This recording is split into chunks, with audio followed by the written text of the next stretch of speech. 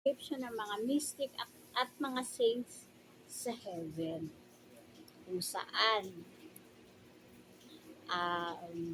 kahit ako hindi ko ma-justify kung gaanong kaligayahan ang naghihintay doon na di ba nga kahit na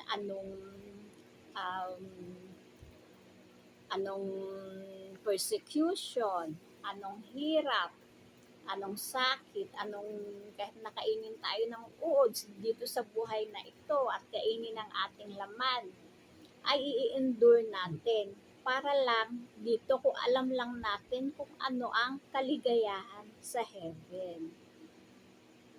Ayun. So, ayun nga. Ngayon tayo, naandito tayo, habang nandito pa tayo, dahil sa pagkamatay, ay matatapos na ang lahat. Doon ka huhukuman kung ano ang iyong mga ginawa.